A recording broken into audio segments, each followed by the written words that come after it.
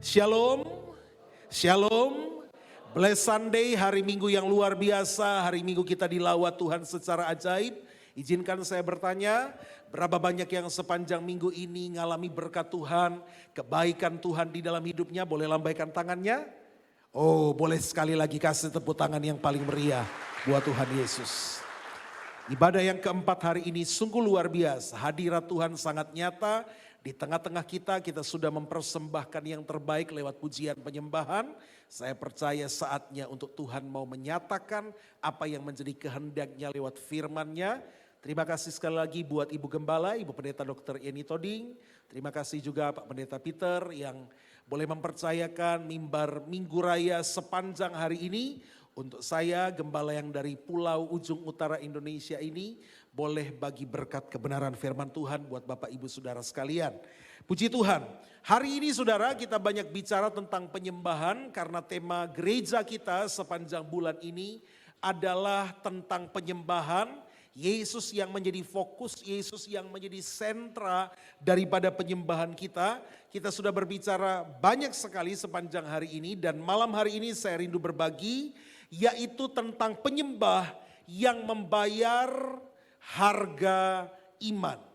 Penyembah yang membayar harga iman. Mari kita sama-sama melihat dalam Ibrani Fatsalnya yang ke-11 ayatnya yang ke-23 sampai 29 sebagai bacaan pengantar kita untuk tema kebenaran firman Tuhan di malam hari ini. Ibrani Fatsal 11 ayatnya yang ke-23 sampai ayatnya yang ke-29. Silahkan buka kitab suci masing-masing. Kalau tidak bawa kitab suci, ya Samsung suci, iPhone suci juga boleh dipergunakan. Ya silahkan bisa dibuka Ibrani 11, sudah? Ada yang belum dapat Ibrani? Ya saya kasih petunjuk ya, dekat-dekat kejadian ya. Ibrani 11 ayat 23 sampai 29. Oh sudah ada contekan juga di layar ini. Ibrani 11, 23 sampai 29. Kita baca sama-sama. 2, 3. Karena iman maka Musa setelah ia lahir disembunyikan selama 3 bulan oleh orang tuanya. Karena mereka melihat bahwa anak itu elok rupanya dan mereka tidak takut akan perintah raja. 24. Karena iman maka Musa setelah dewasa menolak disebut anak putri Firaun. Karena ia lebih suka menderita sengsara dengan umat Allah daripada untuk sementara menikmati kesenangan dari dosa. 26. Ia menganggap penghinaan karena Kristus sebagai kekayaan yang lebih besar daripada semua harta Mesir. Sebab pandangannya ia arahkan kepada upah. Karena iman maka ia telah meninggalkan Mesir dengan tidak takut akan murka raja. Ia bertahan sama seperti ia melihat apa yang tidak kelihatan. 28. Karena iman maka ia mengadakan Paskah dan pemercikan darah supaya pembinasa anak-anak sulung jangan menyentuh mereka. 29. Karena iman maka mereka telah melintasi Laut Merah sama seperti melintasi tanah kering. Sedangkan orang Mesir tenggelam ketika mereka mencobanya juga. Amin, haleluya. Nah hari ini kita banyak berbicara tentang penyembahan. Tadi pagi kita berbicara tentang penyembah yang tidak bercacat, penyembah yang benar. Kemudian di sesi yang kedua, penyembah yang bukan hanya memuliakan Allah, tapi menghadirkan kemuliaan Allah. Tadi sesi yang ketiga kita berbicara penyembah yang gerak cepat, yang tidak membuang-buang waktu. Nah malam hari ini kita berbicara tentang penyembah yang membayar harga iman. Tahukah kita semua bahwa iman kita itu mahal dan berharga? Katakan imanku mahal. Imanku berharga. Nah banyak sekali orang Kristen yang nyandak sadar akan hal ini. Dia tidak pernah menyadari bahwa imannya itu berharga. Imannya itu mahal. Nah penyembahan itu sifatnya royal. Kan kita penyembahan tidak ngirit-ngirit. Penyembahan itu harus all out. Penyembahan itu harus the best. Itu yang kita persembahkan kepada Tuhan. That is worship. Makanya setiap persembahan korban kepada Tuhan sejak dari zaman PL, itu harus korban yang terbaik. Korban itu harus tidak bercacat. Itu kita sudah bahas di sesi yang kedua tadi. Makanya karena penyembahan itu sesuatu yang mahal, kenapa seorang penyembah harus mempersembahkan imannya kepada Allah, iman yang sejati, iman yang sungguh. Karena iman itu mahal. Dan penyembahan harus sesuatu yang mahal. Bukan apa adanya, bukan sekedarnya. Tetapi harus sesuatu yang royal. Harus sesuatu yang all out kepada Tuhan. Dan iman kita adalah penyembahan. Katakan imanku adalah penyembahanku kepada Allah. Katakan imanku adalah penyembahanku. Makanya iman itu mahal. Makanya iman itu berharga. Dan banyak orang tidak menyadari ini.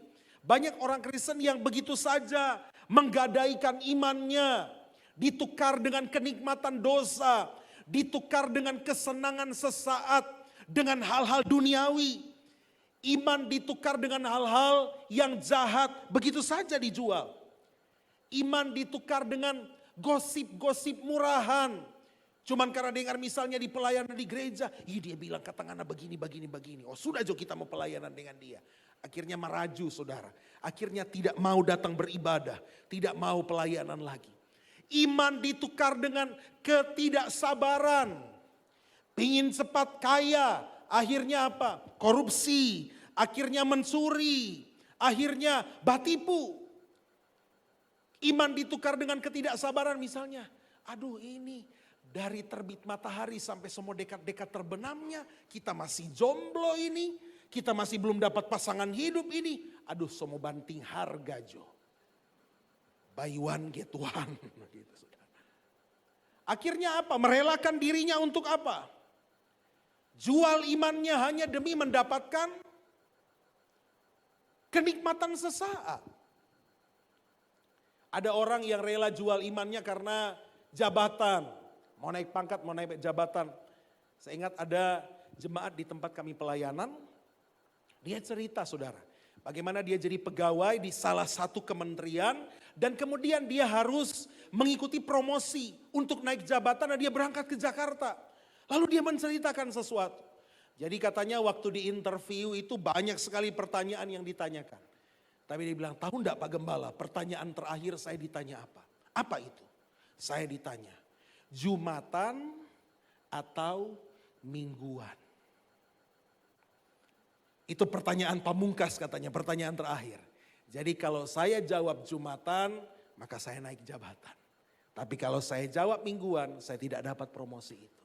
Nah banyak sekali orang yang akhirnya menjual Yesus, menjual iman. Iman itu ditukar dengan jabatan, iman ditukar dengan karir, iman ditukar dengan kesuksesan semu. Padahal dia tidak tahu iman itu mahal. Sekali lagi bilang iman itu mahal. Iman itu berharga. Coba tengok sebelah dan bilang, jangan anggap murahan imanmu. Balas pada dia bilang, jangan jual imanmu untuk alasan apapun. Ya. Sekarang balas lagi pada dia satu kali. Ngana lagi, no jangan cuma bilang-bilang orang, saudara. Ya. Nah ada satu contoh luar biasa dari kisah yang kita baca tadi, yaitu kisah tentang Musa. Bagi saya Moses ini the greatest leader ever. Seorang pemimpin terhebat sepanjang sejarah. Melalui seorang pribadi yang bernama Musa, Tuhan menuntun bangsa pilihannya ada kurang lebih 2 juta orang. Tuhan menurunkan perintahnya secara langsung, dekalogia 10 perintah Tuhan, kemudian Taurat, Torah. Dan Musa ini menjadi teladan apa? Teladan di mana ada harga yang harus dibayar untuk sebuah iman kepada Allah. Dan Musa sejak kecilnya, dan nanti kita akan lihat sebentar, bahwa Musa sejak kecilnya telah dipersembahkan oleh kedua orang tuanya. Makanya sekali lagi iman itu mahal dan berharga, maka iman itu adalah penyembahan kita kepada Allah. Nah kita akan bahas pada malam hari dengan cepat.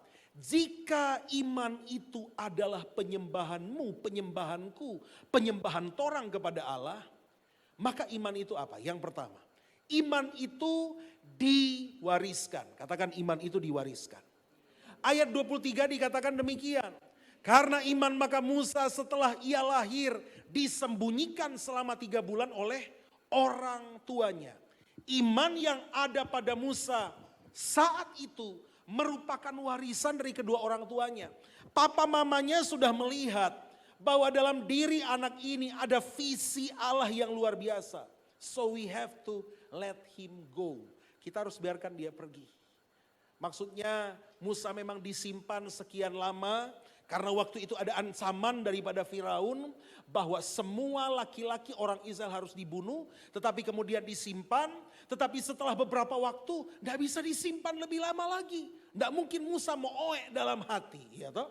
Pastikan oeknya kedengaran, saudara kan. Tidak mungkin kan papanya Musa bilang, Musa karena ngana ini orang tidak sambunyi, ba oek-oek jo di dalam hati. Tidak mungkin, saudara. Pasti akan ketahuan. Sehingga papa mamanya Musa tiba pada satu titik. We have to let him go. Kita harus membiarkan. Dengan cara apa? Ya sudah langkah iman. Kasih anyor jo di sungai. Dan kemudian dengan iman bahwa Tuhan akan nyatakan sesuatu yang luar biasa. Buat anak kita ini. Jadi iman yang ada dalam diri Musa. Karena iman itu adalah worship. Iman itu adalah penyembahan. Maka iman itu dia dapat dari mana? Dari orang tua. Banyak orang tua tidak berpikir bahwa dia harus memberikan warisan iman kepada anak-anaknya. Yang orang tua cuma pikir zaman now bagaimana supaya kita mau kasih waris. Berapa hektar tanah, berapa hektar kebun, sawah buat dia.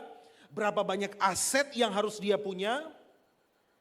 Berapa banyak harta kekayaan yang nanti akan kuwariskan kepada anak-anakku. Yaitu memang baik, siapa orang tua yang mau lihat anaknya susah ke depan, tidak ada. Tetapi jangan cuma itu yang dipikirin. Karena orang tua sekarang cuma berpikir bagaimana supaya anakku nanti kaya semuanya. Karena kalau kau zaman now tidak punya apa-apa, orang pandang enteng. Coba lihat kalau orang kaya raya, sedangkan dia batu aja orang tepuk tangan. Betul atau benar, saudara? Dia baru pegang mic, dia cuma orang tepuk tangan, saudara. Jadi orang menganggap bahwa kaya is everything. Coba lihat juga even pendeta-pendeta yang kaya, dia baru shalom jemaat sorba, saudara. Karena kaya. Tapi kalau tidak ada apa-apa orang pandang enteng, even dia hamba Tuhan. Tetapi jangan cuma pikirkan soal itu, soal kekayaan secara duniawi, secara materi. Yakobus pasal 2 ayat 5 bilang begini. Dengarkanlah hai saudara-saudara yang kukasihi, bukankah Allah memilih orang-orang yang dianggap miskin oleh dunia ini. Mungkin memang kita orang susah, orang miskin. Sampai kalau kita telepon orang selalu jawabannya apa? Nomor yang Anda tuju pasti pangana karena Anda miskin. Tetapi oleh dunia kita boleh dianggap miskin. Lihat apa kata firman Tuhan. Bukankah Allah memilih orang yang dianggap miskin oleh dunia ini untuk menjadi apa? Untuk menjadi apa? Jangan cuma stop di kata kayanya, saudara ya. Tapi apa? Kaya dalam iman. Iman itu adalah penyembahan, maka iman itu diwariskan. Papa mamanya Musa memang cuma budak di tanah Mesir. Tetapi mereka kaya iman. Mereka berani ambil resiko demi keselamatan anak ini. Betul kami sayang kepadamu. Tapi kami tidak bisa menyimpan engkau lebih lama. Menyembunyikan engkau lebih lama. Mereka relakan anak mereka jadi penyembahan kepada Tuhan. Dihanyutkan. Saya bisa bayangkan papa mamanya Musa, Amram, Yokibed. Ketika mereka hanyutkan anak ini. Mungkin mereka berlinang air mata. Dan mereka bilang, Tuhan, kami persembahkan anak ini biar jadi sesuai dengan rencana Tuhan. Karena kami tahu bahwa ada visi besar-Mu atas anak ini Tuhan. Maka kami percaya, kami imani Kau sanggup selamatkan anak ini dengan cara-Mu Tuhan. Makanya kita bisa baca di Keluaran pasalnya yang kedua ayat yang ketiga. Tetapi orang tuanya Musa tidak dapat menyembunyikan Musa lebih lama lagi. Sebab itu diambil sebuah peti pandan. Dipakalnya dengan gala-gala dan ter. Diletakkannya bayi itu di dalamnya. Ditaruh peti itu di tengah-tengah tebrau. di tepi sungai Nil. Dihanyutkan. Betul orang tua saking sayang kepada anak, overprotective. Saya ada anak umur 1 tahun 7 bulan. Dan betapa saya ingin supaya anak ini terjaga, terlindungi sedemikian rupa. Tetapi ada satu waktu di mana orang sebagai orang tua tidak bisa akan terus bisa menjaga anak-anak ini. Satu waktu juga dia akan terpisah dari kita. Dia akan jauh dari kita. Maka kita harus let him or let her go di dalam rencana Tuhan yang sempurna. Dihanyutkan ke sungai banyak resikonya. Bisa saja ada buaya, bisa saja tenggelam. Di sini iman sebagai orang tua itu diuji. Tapi saudara, saya ingat juga ada seorang yang namanya Samuel. Waktu papa mamanya bawa ke bait Allah, Imam Eli saudara. Ada satu perkataan mamanya Hana, dia bilang begini waktu dia kasih Samuel. Kami bawa anak ini karena memang sudah nazar kami, janji kami. Dan satu perkataan Hana luar biasa dibilang, sekarang kami serahkan anak ini, selanjutnya terserahkanlah anak ini pada Tuhan. Sebagai penyembahanmu seringkali ada hal-hal yang penting dan berharga dalam dirimu. Sebagai bagian dari bayar harga iman harus direlakan untuk kepentingan kerajaan sorga. Seringkali masa muda kita, seringkali ambisi-ambisi dan keinginan kita. Kan manusia ini makhluk yang punya banyak sekali keinginan saudara. Makanya kan ada lagunya, aku ingin begini, aku ingin begitu, ingin ini, ingin itu, banyak sekali. Nggak usah sambung saudara ya. Nanti sampai di rumah lagi ditanya oleh mama papa, itu tadi pendeta khotbah apa tadi di gereja, judulnya apa? Jangan jawab, baling-baling bambu. Manusia itu makhluk yang banyak sekali keinginan. Tapi ada satu titik. Karena kau mau bayar harga iman sebagai seorang penyembah. Kau harus merelakan impianmu, ambisimu.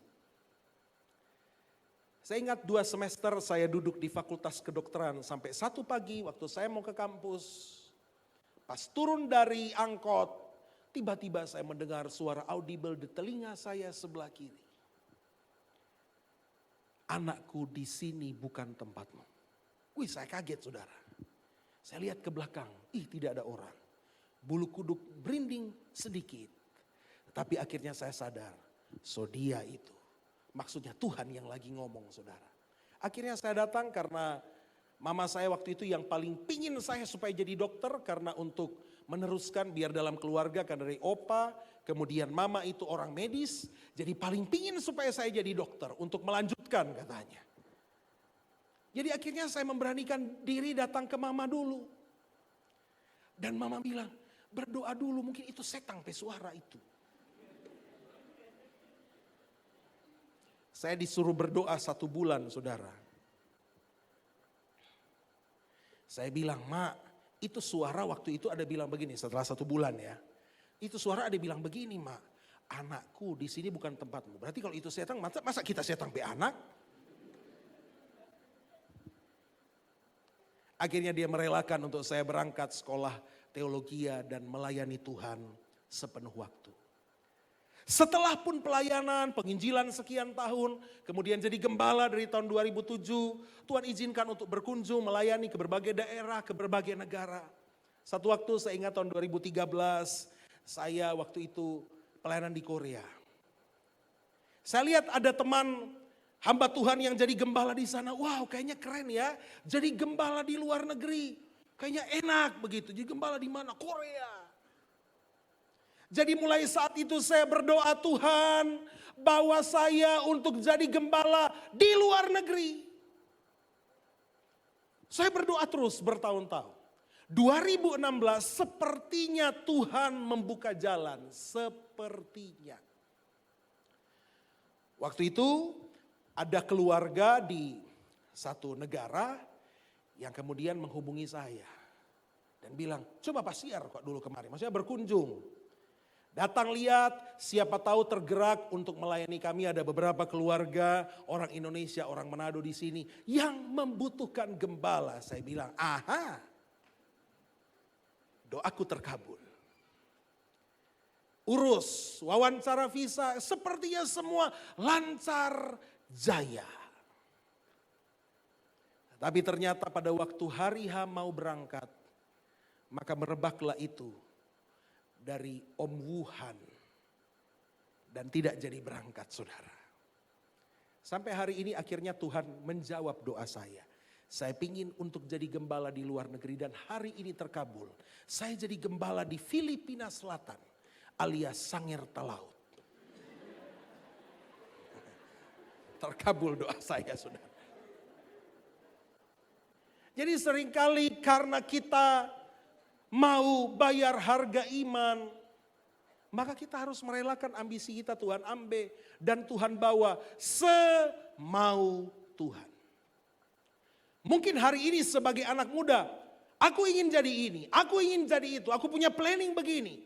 Tapi aku punya rencana akan jadi seperti itu. Tetapi ingat apa kata firman Tuhan, rancanganku bukan rancanganmu, jalanku bukan jalanmu, dan seperti tinggi interval antara langit dan bumi, itulah jaraknya, bedanya. Dan kau harus relakan, kalau kau seorang penyembah Tuhan, mau jadi penyembah Tuhan yang sejati, kau harus relakan ada satu titik. Mungkin Tuhan membawa engkau ke tempat, ke arah yang Tuhan bukan begini Tuhan. Tanda gambar Tuhan, DP blueprintnya bukan begini Tuhan. Atau diam Jo, aku tahu rancanganku bagimu adalah yang terbaik. Makanya sebagai orang tua, warisan terbaik yang kita bisa berikan kepada anak. Memang harta itu baik. Tetapi jangan lupa warisan iman. Jadilah orang tua yang bukan hanya memperkaya anak secara lahiriah, tapi memperkaya mereka di dalam takut akan Tuhan. Berikan teladan yang baik untuk anak-anakmu. Jangan, Kak, mau rusak anak paru-paru kalau baroko, Kak. Jangan rupa papa begini. Bertobat papa-papa yang begitu, saudara. Banyak kan papa-papa bilang ke anak, adek pi masuk gereja hari Minggu. Hari Minggu papa di rumah bauni tinju, nonton tinju, saudara. Tapi dia suruh anak-anaknya masuk gereja. Jadi teladan yang baik kalau nanti satu waktu Anda akan menjadi orang tua. Wariskan iman untuk anak-anak dan keturunanmu selanjutnya. Ada satu kisah menarik dalam 2 Timotius 1 ayat yang ke-5. Kenapa ini penting warisan iman untuk keturunan kita selanjutnya? Sebab aku teringat akan imanmu. Ini adalah perkataan Rasul Paulus kepada anak rohaninya yang bernama Timotius. Aku teringat akan imanmu, iman Timotius. Anak muda ini, anak muda yang keren, luar biasa. Setia melayani, hatinya hati misi. Yang tulus ikhlas, yaitu iman yang pertama-tama hidup di mana? Di mana?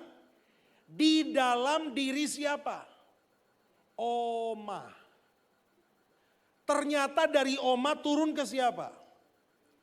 Dalam nenekmu Lois, Oma, dan di dalam ibumu Yunike, berarti apa? Mama. Dari Oma turun ke mama dan sekarang ke anak atau ke cucu. Wow, ini luar biasa. Iblis mau memutus rantai ini supaya ada satu generasi yang terhilang. Makanya kita tidak boleh biarkan. Kita harus selamatkan generasi ini dan bawa kembali kepada Tuhan. Sekarang generasi lagi dihancurkan iblis luar biasa, jadi kacau balau. Jika saya tunjukkan, saya tidak tahu apa sempat masuk di slide, coba slide berikutnya. Nah, coba perhatikan gambar ini, foto ini. Ini kayaknya pernikahan biasa ya. Ada sepasang pria dan wanita yang saling mencintai dan kemudian menikah. Tapi siapa yang menyangka, next, bahwa ini adalah Jamie Eagle dan Louis Davis. Tahun 2014 mereka menikah di Inggris, dua-duanya transseksual. Yang laki-laki ini dulunya perempuan dan yang perempuan ini dulunya laki-laki.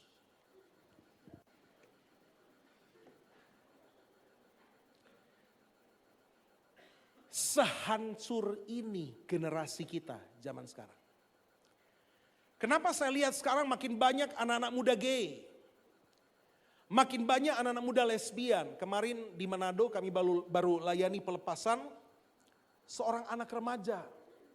Yang ternyata sudah 3 tahun sejak SMP dia punya hubungan lesbian dengan pasangan perempuan, dengan teman perempuannya. Kami layani dia pelepasan dan dia mengungkapkan satu fakta yang kami saja kaget. Dia bilang begini, Kak, di Manado komunitas kami itu ada ribuan orang.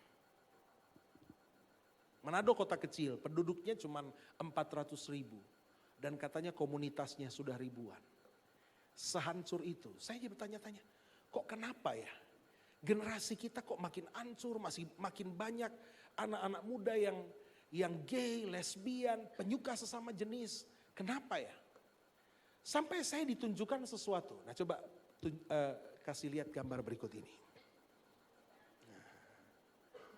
Apa yang Anda ingat dengan gambar ini?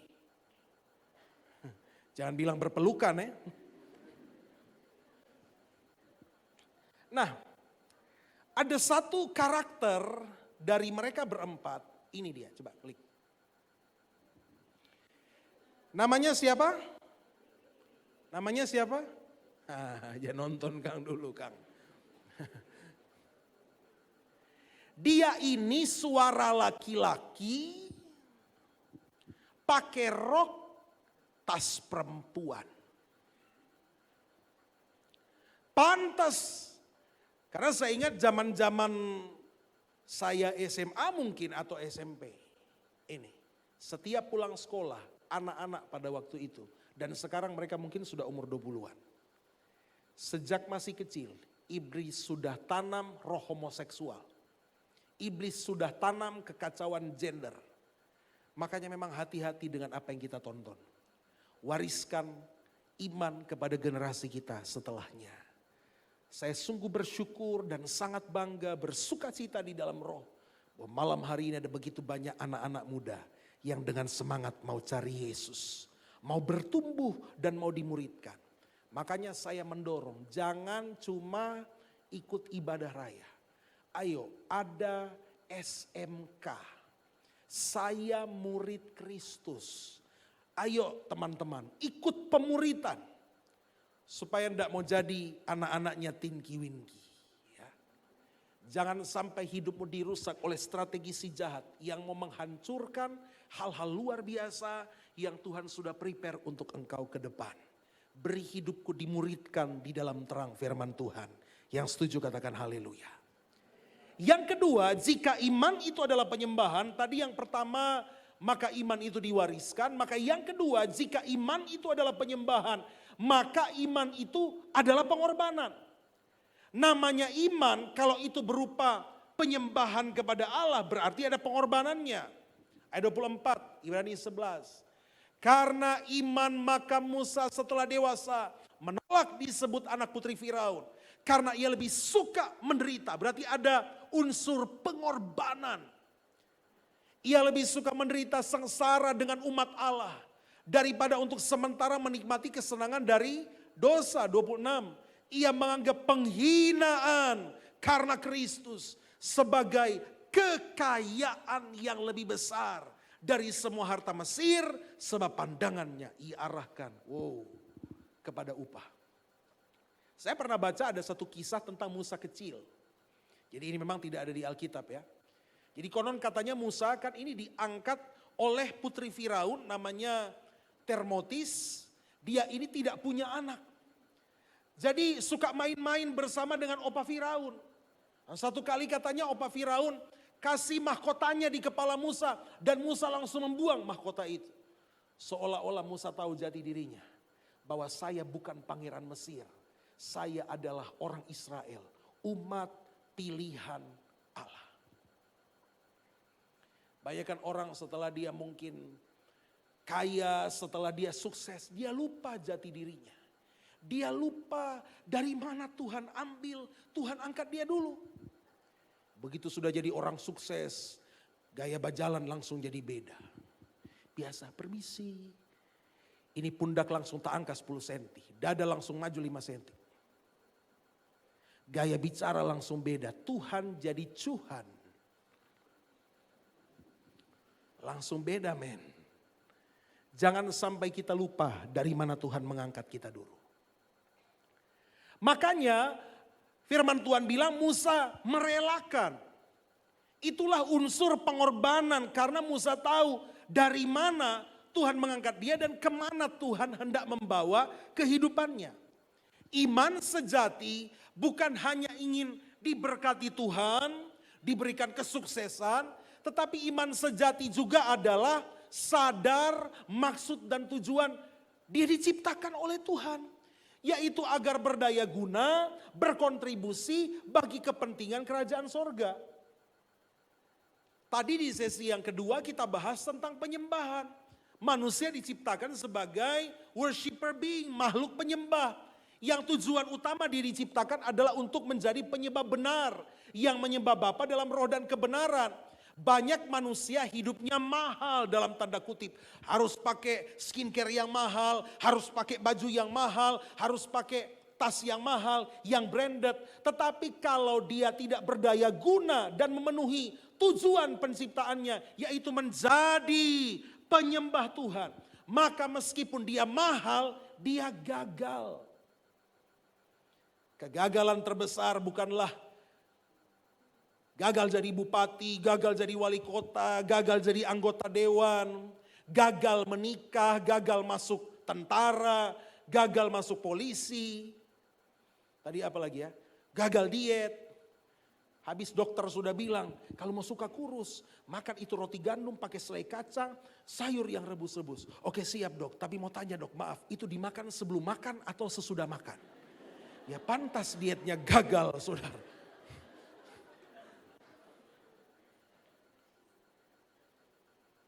Kegagalan terbesar manusia adalah ketika dia gagal berfungsi sesuai tujuan penciptaannya.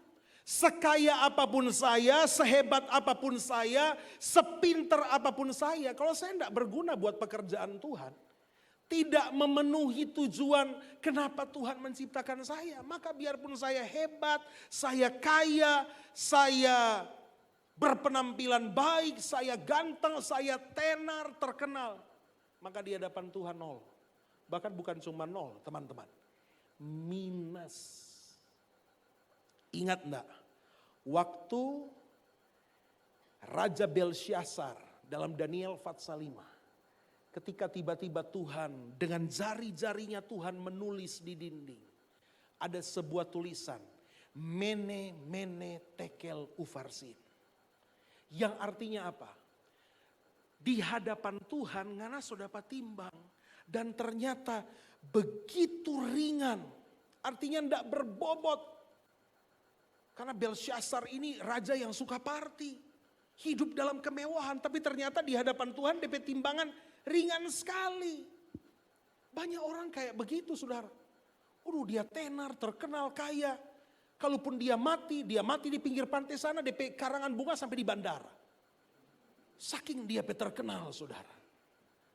Tapi biarpun seseorang itu terkenal di dunia, tapi kalau dia tidak hidup sesuai peruntukan di mana Tuhan menciptakan dia, maka di hadapan Tuhan yaitu tadi, Mene Mene Tekel Ufarsin. Kau dianggap terlalu ringan.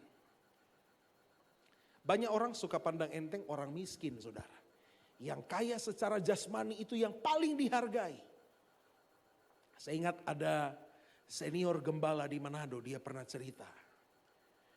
Dia bilang begini, bro, tahu enggak waktu zamannya COVID, padahal saya tahu Om Gembala ini jemaatnya banyak dan banyak juga mungkin jemaat-jemaat yang diberkati oleh Tuhan. Tapi dia cerita, waktu zaman COVID dari semua jemaat yang, jemaat yang kaya-kaya itu, enggak ada satu yang kasih perpuluhan. Selain ada satu keluarga, suaminya cuma tukang las, istrinya itu kerja serabutan, kerja jadi pembantu, tukang cuci baju dari rumah ke rumah. Mereka yang setia, setiap minggu antar perpuluhan ke pastor. Nah itu kan, lalu dibilang makanya Tuhan ajar om lewat peristiwa COVID kemarin. Jangan pandang enteng orang susah. Karena justru mereka mungkin yang lebih punya hati memberi daripada yang lain. Makanya jangan sampai hidup kita kelihatannya wow, tapi sebenarnya di mata Tuhan nol. Atau minus saudara. Ya. Makanya Yesus kan bilang, apa gunanya seseorang kaya secara manusia, tetapi sebenarnya miskin di hadapan Tuhan.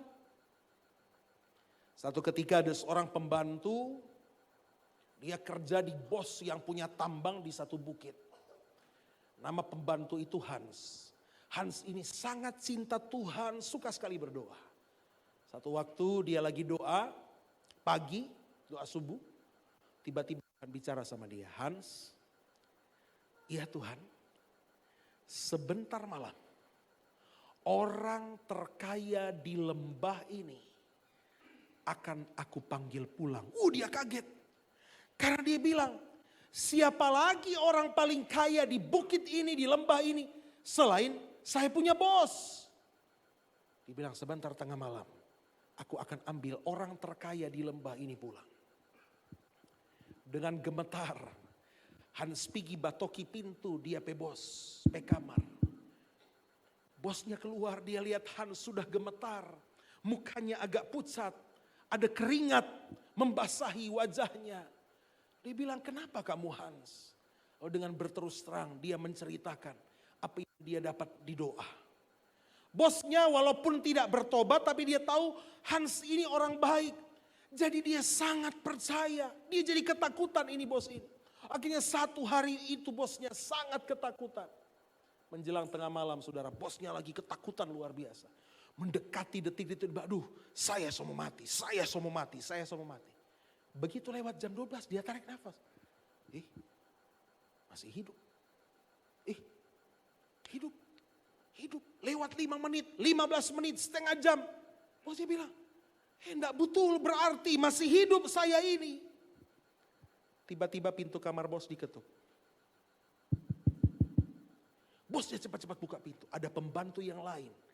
Dengan terengah-engah bilang, bos, ada kabar bos. Apa? Memang ada kejadian apa? Hans meninggal. Bosnya tanya, kapan? Tadi jam 12. Ternyata saudara, di mata Tuhan, orang terkaya di lembah itu, di bukit itu adalah pembantu sederhana tapi setia dengan Tuhan. Makanya jangan sampai hidupmu di dunia kelihatan sukses, pintar, terkenal, ganteng, cantik, populer, influencer, kaya raya. Tapi sebenarnya di mata Tuhan nol. Karena tidak ada kontribusi apapun. Hidupmu mahal tapi gagal. Saya mau tunjukkan satu gambar. Nah ini adalah pena atau pulpen termahal di dunia. Ya, namanya Fulgor Nocturnus. Harga daripada pena atau pulpen ini 8 juta dolar. Atau kalau dirupiahkan 111 miliar. Banyak itu. Banyak sekali itu. Dia bilang akan tidak percaya. Banyak. Itu kalau beli kapurung, bikin kapurung, itu 100 tahun ke depan satu palu ini mau makan tidak habis-habis. 111 miliar. Tetapi saya bayangkan pulpen termahal ini kalau dia tidak ada tintanya. Dan tidak bisa dipakai batu tulis, maka biarpun dia 111 miliar. Saya namakan dia pulpen yang gagal. Masih lebih bagus itu pulpen pilot 5003 tapi berfungsi dengan baik. Walaupun murah tapi berkontribusi. Digunakan sesuai peruntukan. Saya ingat di kampung halaman saya di Minahasa, itu ada satu kampung namanya Sonder. Itu penghasil cengkih pada eranya di Minahasa. Nah waktu itu belum ada listrik. Dan karena hasil cengkih banyak sekali, orang-orang di Sonder ini kalau turun ke Manado, mereka mulai belanja apa saja, beli alat-alat elektronik, padahal di kampung belum ada listrik. Mereka beli kulkas. Jadi sampai di kampung kulkas ini untuk apa? Untuk isi baju. Jadi pada tahun awal 90-an, 80-an, di Minahasa itu ada banyak sekali kulkas yang gagal. Karena difungsikan tidak sesuai dengan peruntukannya. Jangan sampai kita kelihatan mahal tapi hidup kita gagal di hadapan Tuhan. Karena tidak berfungsi sesuai peruntukan. Untuk apa sih kita diciptakan? Roma 11 ayat 36. Kita diciptakan, kita dari Tuhan, kita diciptakan oleh Tuhan. Dan harus kembali untuk kemuliaan namanya. Yang ketiga, jika iman itu adalah penyembahan, maka iman itu bijaksana. Iman itu bijaksana. Ayat 27 dikatakan demikian. Karena iman maka Musa telah meninggalkan Mesir dengan tidak takut akan murka raja. Loh, kok tidak takut masa lari? Inilah yang namanya hikmat atau bijaksana. Musa tahu bahwa destiny ilahi hendak membawa dia untuk jadi the greatest leader. Tapi Musa tidak memaksakan kehendak pada waktunya. Banyak orang paksakan kehendak. Ikut harus mau dia. Hasilnya apa? Nihil. Hasilnya pasti mengecewakan. Musa lari ke Midian bukan karena dia penakut. Tapi karena dia tahu belum waktunya. Iman kepada Tuhan harus iman yang bijaksana. Bukan iman yang konyol. Bukan iman yang bodoh. Bukan iman yang asal tabrak. Kalau kau tiba-tiba dibagi misalnya nasi kuning oleh tetanggamu. Dan kemudian kau cium ini nasi kuning ini. Ternyata sudah bau, sudah basi. Lalu kau tumpang tangan. Dalam nama Yesus aku makan. Tidak akan bikin aku sakit. Ketika makan apa? Tetap sakipuru atau enggak? Tetap sakipuru saudara. Karena itu namanya mencobai Tuhan. Iman itu tidak boleh asal tabrak. So, tahu-tahu darah tinggi makan durian 10 biji. Hati-hati bro, darah tinggi. Darah tinggi, darah Yesus lebih tinggi.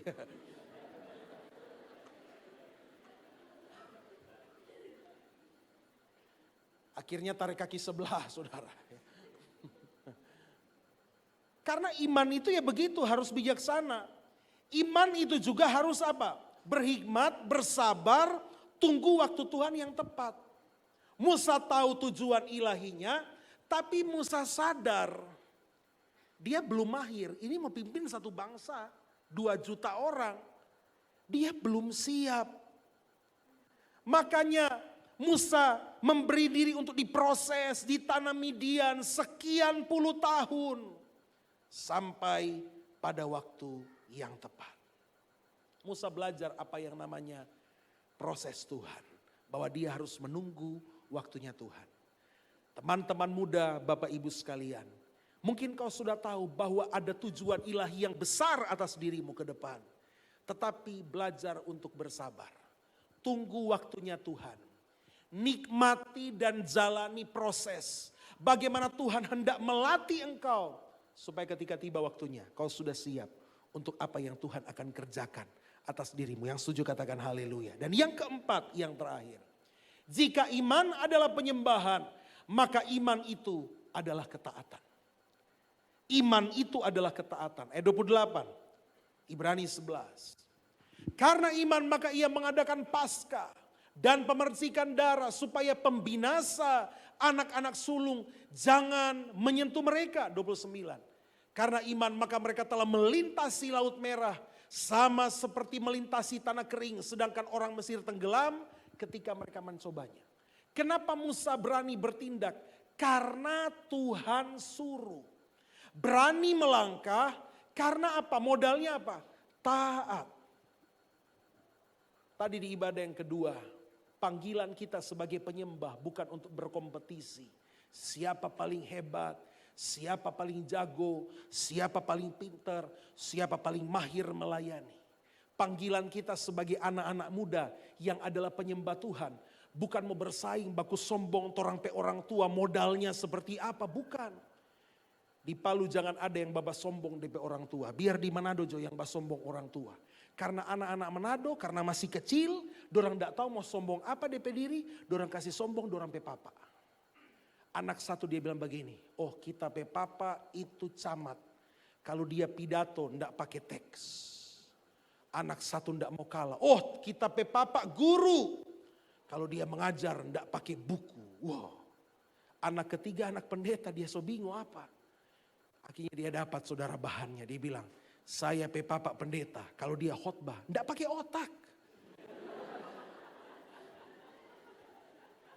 Makanya sudah enggak usah bersaing soal orang tua saudara. Oh tenang, orang tua saya pejabat. Orang tua saya kaya raya, bisa membiayai. Semua yang ada di dunia itu sementara. Jangan banggakan dan andalkan orang tuamu. Orang tuamu memang orang tua yang hebat. Orang tuamu orang tua yang keren, yang luar biasa. Tetapi Alkitab berkata, walaupun orang tuamu hebat keren, tetap Alkitab bilang terkutuklah orang yang mengandalkan apa? Manusia, termasuk orang tua. Tapi diberkati orang yang mengandalkan Tuhan.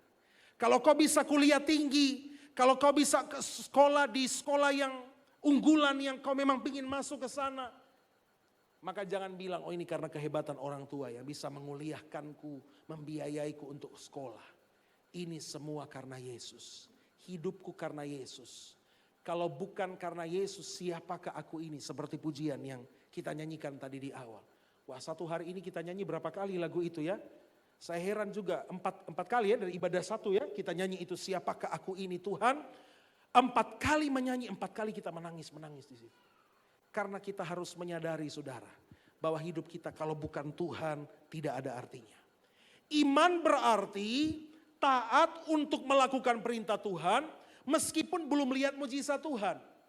Hukum sorga adalah mujizat tidak pernah mendahului ketaatan. Jadi harus taat dulu. Harus lakukan mau Tuhan dulu. Kita ingat Yosua waktu bawa bangsa Israel menyeberang sungai Yordan. Disuruh apa? Injakan kaki dulu. Sungainya lagi meluap, tapi disuruh melangkah aja dulu. Yang penting taat bersama dengan Tuhan. Engkau anak-anak muda, kau taat aja sama Tuhan. Maka saudara akan lihat, jalan hidupmu Tuhan akan bikin mulus, lancar jaya. Karena modalnya apa? Taat sama Tuhan. Di mana ada ketaatan, ada mujizat. Walaupun ke depan, aduh Tuhan kayaknya susah ini Tuhan. Saya suka mau kerja di situ, mau melamar kerja di situ Tuhan. Aduh Tuhan saya suka ikut tes PNS ini Tuhan. Kayaknya susah ini Tuhan. Aduh Tuhan saya pingin kuliah di situ Tuhan. Saya pingin Tuhan. Asal kau taat melayani Tuhan. Kau setia dengan Tuhan. Kau lihat Tuhan buka jalan saat tidak ada jalan. God will make a way where there seems to be no way. He works in ways we cannot see. He will make a way for me. Dia buat jalan saat tidak ada jalan dengan cara yang ajaib. Tuhan sanggup. Karena di balik setiap ketaatan pasti ada mujizat Tuhan. Tapi mungkin ada di antara saudara yang bilang, aduh hidup saya mengecewakan. Hidup saya ini penuh dengan masalah, penuh dengan kegagalan. Oke, sekarang kau belum mengerti. Tapi yang penting taat saja sama Tuhan. Banyak hal dalam hidup ini misteri. Tidak bisa dijelaskan. Tidak tahu jawabannya apa. Satu kali ada seorang anak muda. Dari dia masih kecil, ini anak orang kaya raya luar biasa. Kaya raya. Tapi anaknya ini tiap kali dia papa ini tanya. Mau apa? Anaknya itu tidak pernah mau. Waktu masih kecil bilang, papa belikan sepeda. Dia bilang, enggak mau pak. Papa sanggup belikan kau sepeda. Enggak mau pak. Saya cuma minta 2 sama papa. Belikan saya bola hitam dan bola putih. Bola apa? Bola hitam dan bola putih. Papanya enggak ngerti. Tapi karena anaknya minta ya papanya kasih. Begitu sudah mulai agak besar SMP, papanya bilang, ayo bawa sepeda ke sekolah, papa sanggup belikan. Dia bilang, pak enggak perlu, saya cukup jalan kaki saja. Cukup belikan saya bola hitam, bola putih. Bola apa? Bola hitam, bola putih. Sampai dia SMA papanya bilang, sudah saatnya kau bisa, papa belikan sepeda motor. Dia bilang, enggak usah pak, cukup belikan saya bola hitam, bola putih. Bola apa? Bola hitam, bola putih. Pas dia sudah lulus SMA, papanya sudah tahan. Papanya bilang, kak papa bisa belikan mobil paling mahal. Kau harus terima, papa mau belikan mobil.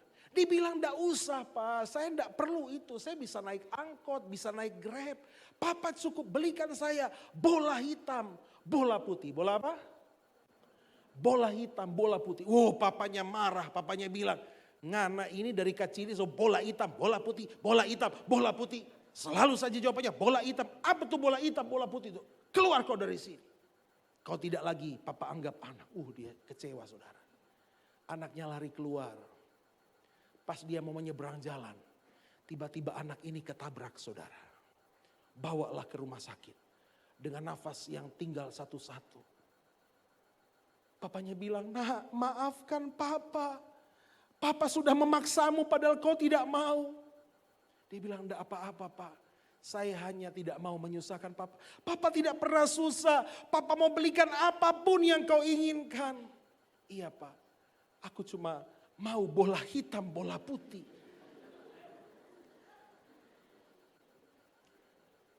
Tiba-tiba papanya bilang begini, "Papa enggak ngerti. Memangnya apa itu bola hitam, bola putih, bola hitam, bola putih?"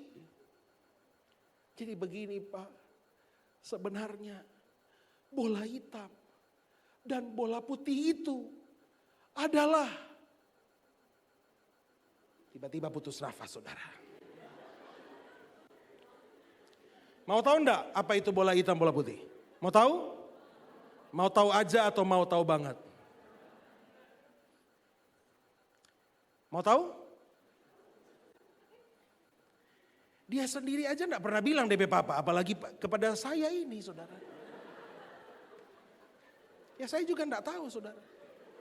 DP Papa aja dia enggak sempat bilang, apalagi kita ini.